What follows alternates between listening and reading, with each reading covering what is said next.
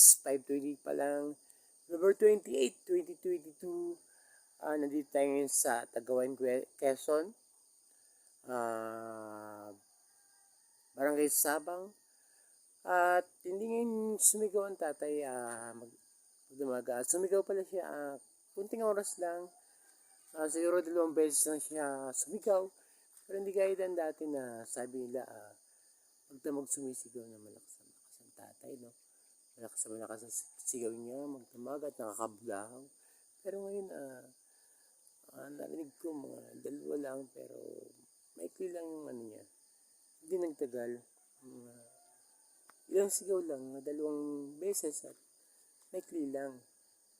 Hindi kaya dati na sabi ng kuya, mga tao dito, magdamag siya sumisigaw at nakakabulahaw. So, salamat sa Diyos. Sana maging maayos ang kalagayan ng Tatay Julio. Sana ito simula ang kanyang pagbabago, paggaling. Yes po. At maging maayos sa pangalan ng Jesus natin, Panginoon. Amen. Yes, mga katabangero, mga kalingap, Kuya Rab, Kuya Bal, Ate Edna, andito po si Ate Ninita. Kukwento po niya kung yung patunay ng pagsigaw ni Tatay Julio simula nung 24 nitong November lang po, ano po? Di ba ito po yung pagsisigaw na yun ng tatay? Opo. Kwento ka na po. Yes po. Yung mula po nung 24 na yun, 6 to 4:30, gising na po kasi siya noon. Hindi po siya makatulog talaga. Alas 6 ng hapon hanggang 4:30 po. Panay mo siya sigaw. Mga kapitbahay ang kanyang inaaway. Pero sila lang naman po, yung katabi niya. Sigaw pa rin siya na sigaw hanggang sa kung ano na sinasabi niya. Tapos si tatay, nagdadamay na rin sa galit niya. Ganun po. Hanggang sa gusto, minsan, pag madaling araw na, syempre, hindi ka makatulog. Gugutom siya. Hanggang sa nahingi siya ng rice cooker, mga upuan, tapos katol, ganun po. Tapos yung dingding daw, sira-sira. Hanggang sa nagmumura po. Natatakot yung mga bata. Ganun po siya yung mga narinig ko sigaw. Opo. Sabi niyo po may kinagagalitan siya. Mayroon po yung kapitbahay namin na madalas niyang galitan. Hindi ko alam kung bakit siya galit na galit doon. Yes po. So, mula nung pizza 24, yung nagkaroon na siya ng ganung problema. Pero ito pong problema nito, inilapit sa akin ng ang Sir Andy. Matagal na siguro 3 months ito nagsimula yung lapit sa akin ni Sir Andy po. 3 months Matagal na. na po yan. Bago yata sila parang mga taon na rin po yan. Pero pinagtiisan lang kasi lumalala na kasi yung isip niya. Dati hindi man yung gayaan yung salita niya, pabulong lang. Yung katagalan, pasigaw na siya na may mura pa. Opo. At saka magdamag. Yes po, nakakabulao daw po yun sa mga kapitbahay pag sumisigaw siya kasi may mga estudyante pati dito. Ano po? Oo, may mga bata, maliliit, tapos natatakot na sa kanya pag madaling araw kasi nga, nagsisigaw siya. Pag nalabas ako, sasaba ako ng mga kapitbahay din. Ano na si Teo mo, bakit gaya? Yung namang idadahilan kung anong gagawin ko, isip nga po yan. Sabi ko, isip yan, gagawin ko. Yes po. Ganun po yung nangyari sa kanya. Parang lumala na ako. Matagal na ako yung gayaan siya, kaya lang ako napabulong. Opo. Pero habang patagal, palakas ng palakas. Yes po. Bali 3 months to nung nailapit sa akin ni Sir Andy. Pero yung ganyang pagkakasakit niya nagsimula sa stroke. Kailan na ba yung stroke? Kumusta yung pag-stroke niya po, ate? Kailan yun? Yun ang hindi ko po alam kasi hindi ko nga po alam kung na-stroke po yan o ano. Basta nung nalaman ko na lang itong nagpa-check up, yung nagsabi si Kapitana na na-stroke nga siya. Yun lang hindi ko alam. Baka alam ng tatay ko. Pero matagal na po yun daw. Mga tagal na, mga taon na. Taon na po yun. Bago yan na Yes po, na-stroke siya. Tapos nung medyo gumaling naman siya na-stroke. Gumaling na yun po. Tapos, ano na siya ulit. Nagpunta na siya dito. Galing mo siya kung saan lugar ho siya galing.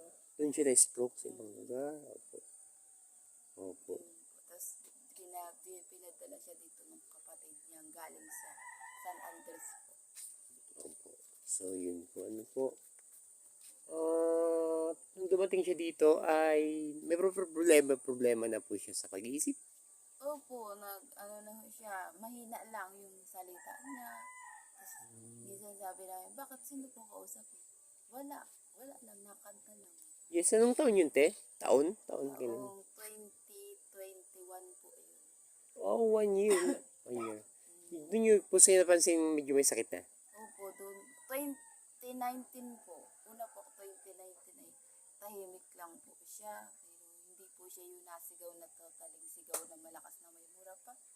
Hindi Yes. po. Parang kakausap lang niya yung sarili niya. Yes, 2019.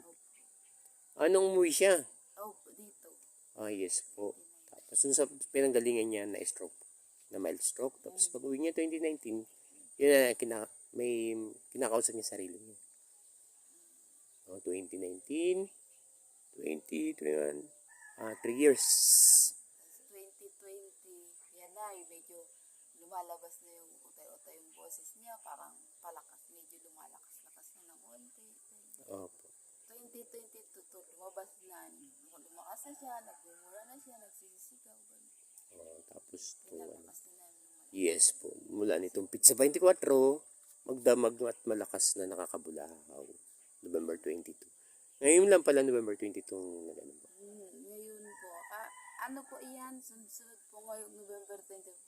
At 22, right? Opo, November hanggang 24. Kaya nga po yung iBugs na ay napumas. Kaya napayat po yan maigi gawa ng November 20? 22, parang gano'n na 24. Yung Pizza 24? Ay, teka, wait. Pizza 22, Pizza 24. 22 hanggang 24, hindi siya nakatulog. Tapos ngayon na, 28. So, 22 hanggang 24, 25 to 27 ay, yung 25, okay naman. ano siya, nung 25 po, alas 10 sumigaw hanggang alas 2 ata. Okay naman, medyo umunti-unti naman ang oras ng pagsigaw. Nung Pizza 26, Alas 10 to alas 2. Konti lang naman. konti lang. Tapos kagabi, 27. Yun nga, 2 beses lang sa, hindi gaanong sigaw. Parang nagalit lang po siya kagabi. 2 beses lang at maikli lang, may kunting sinabi lang siya. Tapos payapa naman na po. Tapos pagising ko kanina 5:20 payapa. Tapos mga 5:35, may sabi ko may tugtugan na. Inilam ko kay ate kung di naman kayo mambulahaw ang tatay doon. Sabi ng ate, Lagi po yan, mga kapitbahay pag mga ganong oras po ay talagang nagpapatugtog sila. Ano ba yan? Isa pa rin. yes po, siguro sana wag ganun kasi nagpapahinga pa, maaari pang magpahinga ang tatay. Ano po? Sila lang po. Minsan, Opo. nagkagaya na tuloy yung iba. Opo, sana wag ganun po. Siguro, nagkagaya na siguro yung kapitbahay. Yung iba. Yes po. Hindi na ano na yung masabihan. Alam mo naman po. Yes po. Dalangin namin request sa sana po ay yan din natin makapagpahinga ang tatay. Lalo na kung ganito napapayapa siya. Sana ay yes po, pangit man yung salita, kay galang mo, makapagpahinga naman ang tatay din. Sigaw nga nila, hindi sila makatulog. Tugtog pa kami. Yes po. Para maayos naman ang pahinga ng tatay. Hindi naman masabihan. Yes po. Yes po. Awayin ka naman. Yes po, sana ganun po. Sige po. Salamat katapangero. Ayun na po ang tatay. Naglilinis na siya maagang-maaga. Yes po dito. Medyo di ko inabot kasi nag-bull storage tayo. Nag-delete muna. Opo, naglilinis masipag ang tatay. Yes po. Tatay, magandang maga. Tatay Julio. Magandang maga, tatay. Opo. Nakapagpahinga po ng maayos sa katulog. Ay, praise God. Nagsampay na rin tatay. Tay, ikaw naglaba po niyan? Wala ba naglaba? Opo. Yes po. Kita niyo po, okay yun. Yun po, kailangan lang ay si tatay makapagpahinga ng maayos, huwag mapabayaan. Ano po? Kanyang mga pangailangan sa pagkain, kalusugan, at kaayusan ng kanyang bahay. Paayos ang bahay ng tatay. At nandito naman ang mga nagmamahal, hindi naman siya pinababayaan. Ano tatay? Hindi pinababayaan nila at Ninita. Saka ng mga kapatid na nandito. Saka si Sir Andy. Mahal na mahal ka ni Sir Andy. Sir Andy Rocabo. Aming senior Brad sayaw yan. Mahal na mahal si tatay. Inaalala ka lagi ni Sir Andy. Pupunta daw siya dito tatay, Sir Andy. Pupuntan ka dito, Sir Andy. Ano po? Punta siya dito, sabi niya sa akin po. Tatay, God bless po. Pagaling palakas. Opo, lagi may Diyos tatay. Palain tayo ng ating Diyos. At ikaw din tatay. Ano po, tayong lahat. Palain tayo ng ating Diyos. Amen. Opo. Yes po.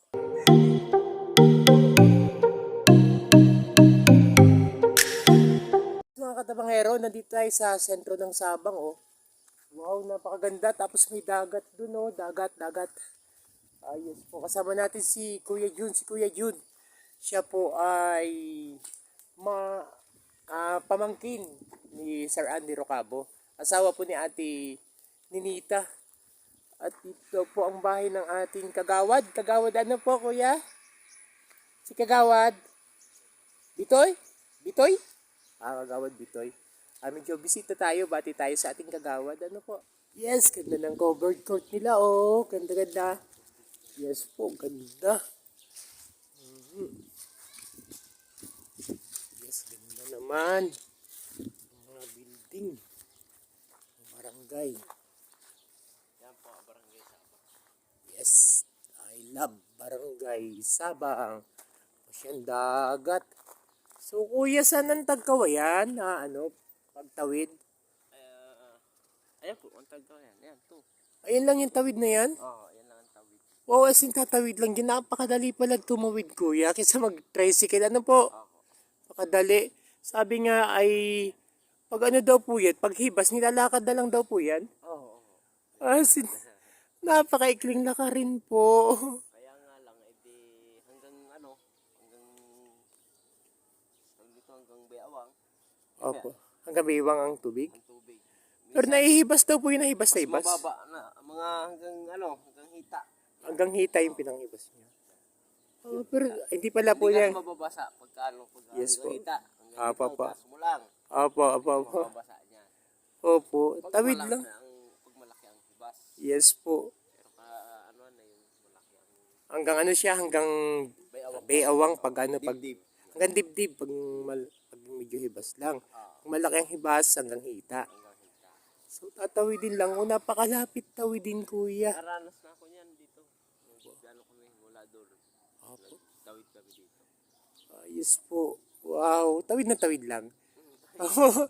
Kahit lakarin kong hibas, mas mabilis makarating kaysa dun sa mga tricycle papunta sa sentro. Ano, kuya? Ang layo ng iniikot. Kaya Opo. lang maraming matalas pag lalakad ka. Ayun Iwasan po. na rin yung mga sugatan. Yes po. Kaya nasakay ng bangka o kaya Bangka. tricycle yung iba. Yes po. Ay tapos baka mayroon dito nung yung nakakatinik baga po sa dagat na pag natinig ka nabubulok daw. Meron dyan? Wala naman. Wala naman po. Opo. Sa amin sa Ragay may ganun eh. Nalimutan ko na ang tawag dun. Pero totoo yun kuya. Totoo. Yung pag natinig ka nung yun, parang isda yata yun o kung ano. Parang klase siya ng starfish o ano. Na pag natinig ka, sabi ko lang tawag sa amin ay lapa-lapa. Sa Tagalog ay nakakabulok talaga siya. Pag natinig ka, mabubulok yung paa mo.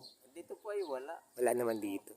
Sabi yung isda dito na tinatawag na malala, yung mga yan ang samaral yan.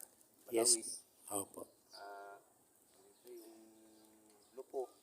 Hindi mabubulok kaya lang ay kumbaga malala masakit. Masakit. Opo. Siya makirot.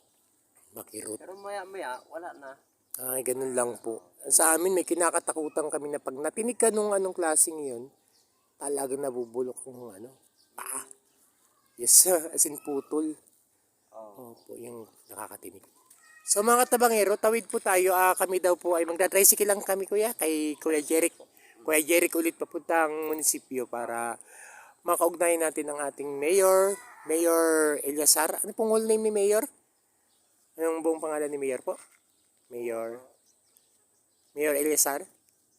Ay, medyo nalimutan ko ya. Okay kayo po.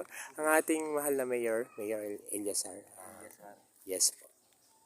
Kapatid po siya ni General Guillermo Eliasar. Ano kaya? Yes po. Praise God po. God bless Tagkawayan. God bless Pamahalang Bayan. Mga kalingap, Kuya Bal, Kuya Rabate, Edna. Nandito si Tatay Diego. Kapatid din po ng ating Tatay Julio. Bunso ka tayo na po. Pangalay ako rin. Ay, panganay ka po. Bunso ako eh. Opo.